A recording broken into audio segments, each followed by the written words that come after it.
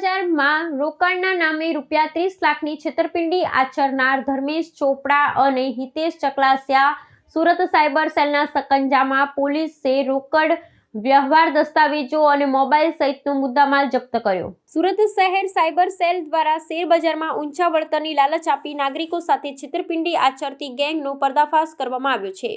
Cyber crime વિભાગે આ મામલે સઘન તપાસ હાથ ધરીને ધર્મેશ ચોપડા અને હિતેશ ચકલાસિયા નામના 2 શખ્સોની ધરપકડ કરી છે. આરોપીઓ ફરિયાદીને શેરબજારમાં રોકાણ કરી મોટો નફો મેળવવાની લાલચ આપી કુલ ₹30 લાખ પડાવ્યા હોવાનું પોલીસ તપાસમાં બહાર આવ્યું છે. પોલીસ દ્વારા હાથ ધરવામાં આવેલી પૂછપરછમાં ખુલાસો થયો છે કે આરોપી ધર્મેશ ચોપડાના બેંક ખાતામાં છેતરપિંડીના ₹20 લાખ ટ્રાન્સફર કરવામાં આવ્યા હતા. ધર્મેશે વધુ કમિશન મેળવવાની લાલચે હિતેશ ચકલાસિયાને પોતાનું બેંક ખાતું ભાડે આપ્યું હતું. તપાસમાં એ પણ સામે આવ્યું છે કે ક્રિષ્ના ફેશનના નામે ચાલી રહેલું યસ બેંકનું ખાતું ધર્મેશે સાયબર ફ્રોડ કરવાના હેતુથી ભાડે આપ્યું હતું, જેનો ઉપયોગ છેતરપિંડીના નાણાં મેળવવા માટે કરવામાં આવ્યો હતો. સાયબર સેલે આરોપીઓ પાસેથી ગુનામાં વપરાયેલ 4 મોબાઈલ ફોન, વિવિધ બેંકોના 5 debit card, 7 chequebook, 3 rubber stamp, 2 QR code, 2 bank account opening form અને 2 પેનડ્રાઈવ જપ્ત કર્યા છે. હાલ પોલીસ આ ટોળકી દ્વારા અન્ય કેટલા લોકો સાથે છેતરપિંડી કરવામાં આવી છે ને રેકેટના તાર અન્ય ક્યાં જોડાયેલા છે તે દિશામાં સઘન તપાસ ચલાવી રહી છે.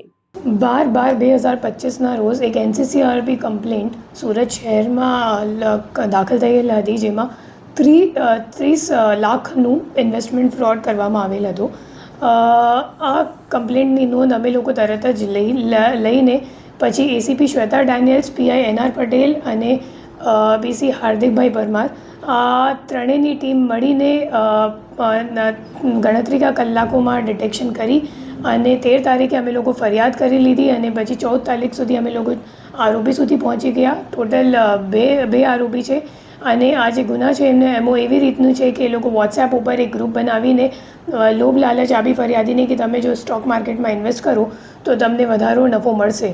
તો આ મુજબ લોભ લાલચ જ્યારે આપી તો ફરિયાદીએ અગાઉ થોડુંક ઇન્વેસ્ટમેન્ટ કરી પછી એમને જ્યારે વિડ્રોવલ માટે પૂછ્યું તો 3 લાખ સુધીનું વિડ્રોવલ સામેવાળાએ કરી દીધું. તો એમને વિશ્વાસ થઈ ગયો કે ખરેખર સાચી હશે અને પછી આગળ એમને ઇન્વેસ્ટમેન્ટ કરવા ના દીધી અને એને વધુ ઇન્વેસ્ટમેન્ટ પણ કરી નાખી અને વિડ્રોવલ નહીં થતી તો એમને ખબર પડી કે મારી સાથે ખરેખર છેતરપિંડી થઈ ચૂકી છે. એમાં જે 2 અક્યુઝ અત્યાર સુધી અમે લોકોએ ઝડપી પાડ્યું છે એ બંનેનું નામ છે, એકનું નામ હિતેશ છે અને બીજાનું નામ ધાર્મિક છે.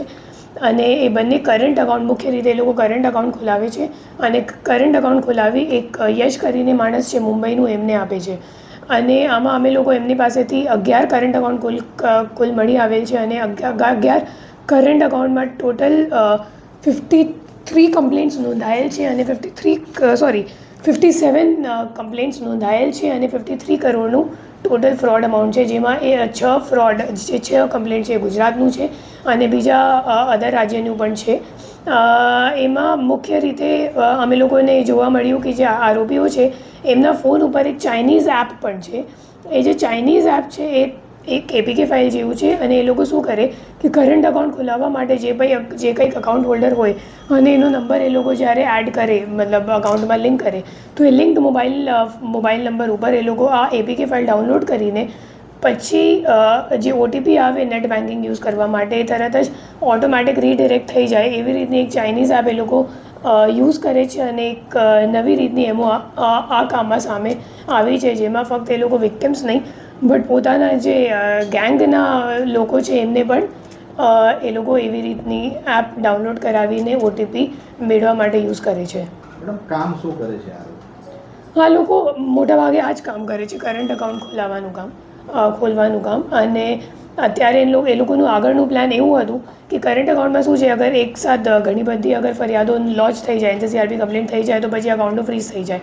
તો આગળનું એમનું પ્લાન હતું કે હવે અમે લોકો એક ફિઝિકલી એક સાડીનું શોરૂમ અહીંયા સુરતમાં ખોલાવી લઈએ અને પછી બેંકવાળા વિઝિટ કરશે તો મોટી ટ્રાન્ઝેક્શન લિમિટ આપશે કરંટ અકાઉન્ટમાં અને પછી 50 થી 100 કરોડ જેટલી ટ્રાન્ઝેક્શન લિમિટ થઈ જશે. તો કદાચ અઠવાડિયા 15 દિવસમાં અગર જો અકાઉન્ટ ફ્રીઝ પણ થઈ જાય તો એમનું મોટું કામ થઈ જશે વધારે અગર ટ્રાન્ઝેક્શન લિમિટ મળશે તો.